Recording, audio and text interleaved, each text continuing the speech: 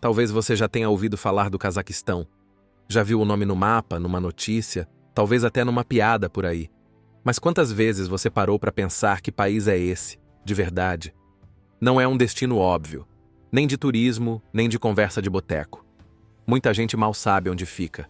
Alguns até confundem com outros estões por aí. Mas quem ignora esse gigante no coração da Ásia está perdendo um dos países mais fascinantes e surreais do planeta. Exatamente por isso, hoje o Belo Mundo vai te levar para dentro desse país enigmático e revelar curiosidades que vão fazer você questionar tudo o que pensa sobre geografia, história e até sobre os limites da loucura humana. Número 1. Localização e dados geográficos. Se você abrir o mapa e der um zoom na Ásia Central, vai ver um território gigantesco espremido entre Rússia, China, Uzbequistão, Quirguistão e outros países com nomes que nem todo mundo consegue pronunciar de primeira. Esse lugar é o Cazaquistão. Um país tão grande que ocupa o 9º lugar no ranking mundial em área, mas que muita gente nem saberia apontar no globo. São mais de 2.700.000 quilômetros quadrados, o que o torna o maior país do mundo sem acesso direto ao mar. Maior do que toda a Europa Ocidental somada. Mesmo assim, ele não tem uma única praia voltada para o oceano. E ainda assim, dá um banho em diversidade de paisagem. Tem montanha, tem deserto, tem cânion, tem floresta de pinheiros e, para completar, tem o bizarro Lago Balkhash, que é doce de um lado e salgado do outro. A capital é Astana, uma cidade toda planejada que parece maquete de arquiteto no meio da estepe.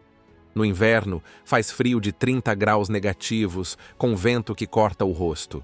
No verão, passa fácil dos 35 positivos, com um calor seco que parece sair do asfalto. Mas quem carrega o peso cultural do país ainda é Almaty, antiga capital, mais ao sul, colada nas montanhas Tian Shan. E só para ter uma ideia da vastidão, o ponto mais distante de qualquer oceano no planeta fica aqui. No coração do Cazaquistão, você pode andar dias sem ver nada além de campo, estrada e céu. Mas o vazio engana. Esse chão já viu de tudo: caravana da Rota da Seda, exílio forçado, detonação de bomba atômica e foguete indo para o espaço. E para entender como isso aconteceu, a gente precisa voltar no tempo. Número 2. História. Muito antes de virar república, o Cazaquistão já era território de poeira, cavalo e conquista. Por essas estepes passaram tribos citas, turcomanas e outros povos nômades que não deixaram pirâmides nem muralhas, mas deixaram ouro. No século XIII, vieram os mongóis. Atravessaram tudo com força militar e deixaram marcas profundas. Quando o império deles se dividiu, surgiram os chamados Khanatos cazaques. Khanato era o nome dado a um tipo de reino liderado por um Khan, que era uma espécie de chefe tribal, algo entre rei e comandante militar. Esses líderes organizavam grupos nômades que viviam a cavalo, armados de arco e lanças, e cruzavam as estepes em busca de pasto, território e liberdade. Foi nesse contexto que o povo cazaque ganhou identidade própria. E é justamente daí que vem o nome do país. Cazaque quer dizer andarilho ou espírito livre, e estão significa terra de, ou seja, terra dos que não gostam de cerca. Mas liberdade ali nunca durava muito. No século XIX, a Rússia chegou com comércio, depois estrada de ferro, depois exército. Quando nasceu a União Soviética, o Cazaquistão virou peça de Moscou. Vieram a coletivização forçada, a fome, os campos de trabalho e os deslocamentos em massa. O país virou um caldeirão étnico, cheio de traumas. Nos anos 50, com a campanha das Terras Virgens, o solo foi usado para plantar trigo. E também virou palco de testes militares. Foi ali que nasceu Baikonur, a maior base espacial do planeta e também o maior campo de testes nucleares da história. A gente vai chegar lá. O Cazaquistão se tornou independente em 1991, mas o modelo soviético continuou vivo. Nazarbayev ficou 30 anos no poder, mudou o nome da capital para homenagear a si mesmo. e só saiu quando protestos tomaram as ruas em 2022. Até hoje, o sistema político continua concentrado. A fachada mudou, mas o roteiro segue parecido. E no meio disso tudo, quem continua tocando a vida é o povo. Número 3. População, religião e idioma. O Cazaquistão abriga mais de 130 grupos étnicos. Isso não é exagero. Tem russo, ucraniano, uzbeque, tártaro, uigur, alemão, coreano e, claro, o cazaque, que hoje representa cerca de 70% da população. Mas essa diversidade não surgiu de maneira espontânea. Muita gente foi mandada para lá à força durante a era soviética. Quando Stalin queria afastar grupos minoritários da Europa ou punir etnias consideradas ameaçadoras, era para o Cazaquistão que ele mandava. Foi assim que vilarejos inteiros de alemães do Volga surgiram no meio da estepe, ou que coreanos acabaram instalados perto da fronteira com a China. Mesmo com esse histórico forçado, o país conseguiu transformar a mistura em convivência. Nas grandes cidades, é comum ver pessoas de diferentes etnias dividindo a mesma mesa, trabalhando no mesmo escritório ou formando família junta. A língua oficial é o cazaque, da família turcomena, mas o russo também é amplamente falado, especialmente nas áreas urbanas. O governo anunciou a transição do alfabeto cirílico para o latino até 2025, numa tentativa de se aproximar mais do Ocidente. Mas nas ruas, o bilinguismo segue forte. Na religião, o país também é um mosaico. A maioria é muçulmana sunita, mas com práticas leves. Tem jejum, tem casamento com bênção, mas também tem vodka, churrasco e música alta. Além disso, existem igrejas ortodoxas, sinagogas, templos budistas e até uma pirâmide em Astana, o Palácio da Paz e da Reconciliação, onde já se reuniram líderes religiosos do mundo todo. No meio disso tudo, o que ainda pulsa forte é o espírito nômade, mas isso merece um capítulo à parte. Número 4. Tradições. Se tem algo que sobreviveu ao tempo no Cazaquistão, foi o espírito nômade. Mesmo com arranha-céu em Astana e o Wi-Fi no deserto, muita gente ainda carrega os costumes antigos como parte do cotidiano. E tudo começa com a yurta. A yurta é aquela tenda redonda feita de madeira e feltro, usada há séculos por pastores e viajantes. Hoje, ela não é mais uma casa permanente, mas continua presente em celebrações, acampamentos, festas públicas e até como restaurante turístico. Por dentro, tudo segue o padrão: tapete no chão, caldeirão no centro e decoração com símbolos tribais. É uma arquitetura portátil, prática e cheia de história. Um dos momentos em que a yurta ganha protagonismo é durante o Nowruz, o Ano Novo Cazaque. Celebrado no dia 21 de março, marca a chegada da primavera e o renascimento da natureza. As famílias se reúnem, montam as tendas, servem pratos tradicionais e tocam música típica. A relação com os cavalos também permanece firme. Crianças aprendem a montar cedo, e a primeira cavalgada solo vira motivo de festa. Além disso, o país ainda preserva esportes como o Kokpar. Número 5. Kokpar e os esportes da estepe.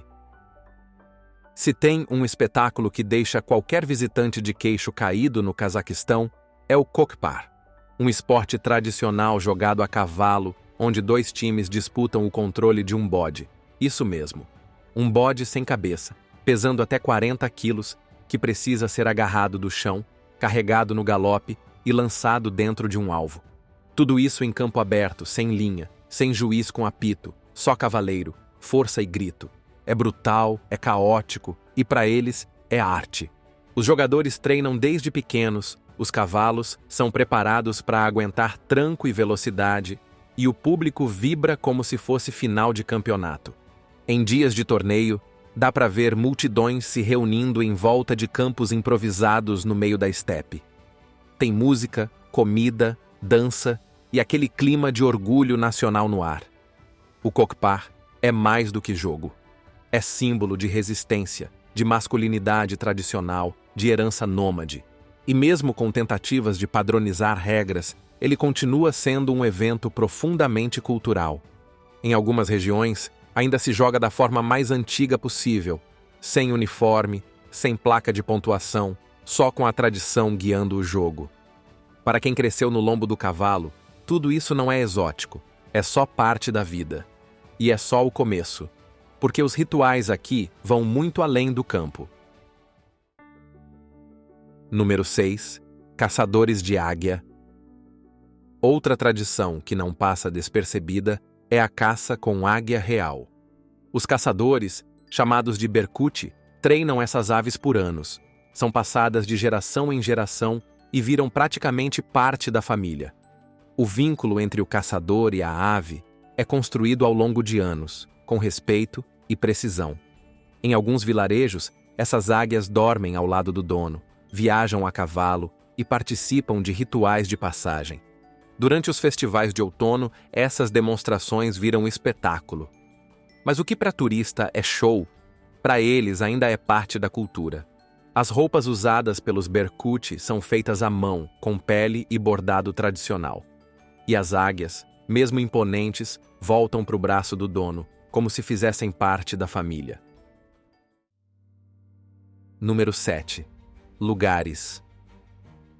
Dá para sair de um deserto seco como pedra e poucas horas depois estar no pé de uma montanha com neve no topo. Tudo dentro do mesmo território. A diversidade de paisagem aqui parece roteiro de videogame. No sudeste, quase na fronteira com a China, fica o Khan Tengri, um pico de quase 7.000 metros, com formato de pirâmide e neve eterna. É a montanha mais alta totalmente dentro das fronteiras nacionais e uma das mais bonitas da cordilheira Tian Shan. O entorno é puro silêncio, gelo e ar rarefeito. Seguindo em direção ao sul está Almaty, a maior cidade do país. Moderna, arborizada, cheia de cafés e museus, ela vive com montanhas nevadas no horizonte.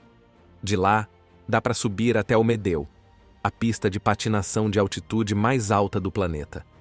Fica a quase 1.700 metros e ainda é usada para treino e lazer. A leste, o cenário muda completamente.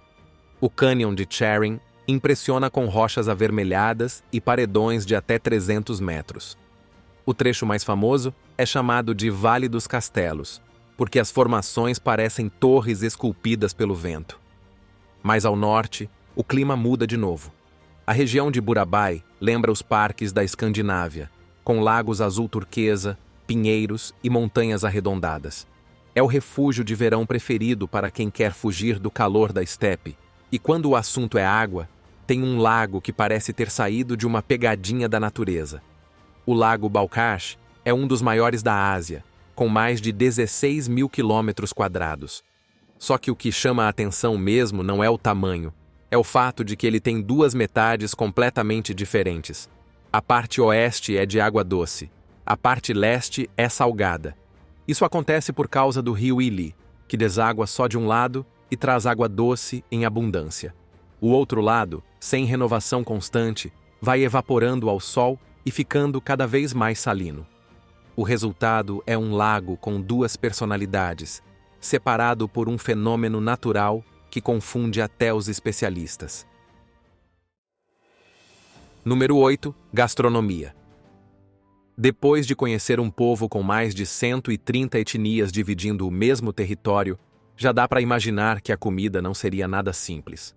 A culinária cazaque mistura tradição nômade, traços soviéticos, influência dos vizinhos turcos e temperos da Ásia Central. É uma cozinha que conta histórias. A base ainda vem da vida nômade: carne, leite e massa. Tudo o que dá para carregar no lombo do cavalo, conservar por dias e preparar no meio da estepe. O prato mais simbólico é o beshbarmak, que significa 5 dedos, porque se come com a mão. É uma combinação de carne cozida, geralmente de cavalo ou carneiro, servida sobre tiras largas de massa, com um caldo quente por cima. Receber alguém com esse prato é sinal de respeito. E sim, você ouviu certo, carne de cavalo. Por aqui, carne de cavalo não é tabu, é honra. É reservada para convidados especiais, casamentos e festas grandes. Já os Bauersack, bolinhos de massa frita que lembram donuts sem recheio, aparecem em qualquer mesa. São fritos na hora e servidos com chá preto, que por aqui é consumido o dia todo. Mas tem um detalhe. Se a xícara vier cheia até a borda, significa que o dono da casa quer que você vá embora. O certo é servir só até a metade, para poder repor. É a etiqueta líquida da hospitalidade. A bebida mais emblemática é o kumis, leite de égua fermentado. Tem leve teor alcoólico, gosto azedo e status de tradição. Tem também o chubat, feito com leite de camela. E ainda o koeriti, bolinhas duras de coalhada salgada e seca que os nômades levavam na bagagem. E depois de comer, beber e brindar, a gente pode levantar da mesa e conhecer o polígono nuclear. Número 9. O polígono nuclear. No meio da estepe, existe uma área do tamanho da Bélgica onde o chão carrega cicatrizes invisíveis. É o campo de testes de Semipalatinsk, também chamado de O Polígono. Um lugar onde, entre 1949 e 1989, foram detonadas 456 bombas nucleares. Nenhum outro lugar no planeta recebeu tantas explosões. Na teoria, a região era praticamente desabitada. Na prática, havia 700 mil pessoas morando nos arredores. Crianças subiam colinas para ver a luz no céu. Muita gente achava que era algum tipo de espetáculo. Só depois é que vieram as doenças. Câncer, malformações, problemas no sangue. Em alguns vilarejos, quase toda a casa perdeu alguém. Tudo isso acontecia enquanto médicos do exército coletavam dados, sem nunca dar explicação. Nos anos 80, a revolta começou a ganhar voz. Surgiu o movimento Nevada Semipalatinsk, unindo intelectuais, cientistas e artistas cazaques. A pressão funcionou. Em 29 de agosto de 1991, o presidente Nazarbayev fechou oficialmente o campo. A data virou símbolo global.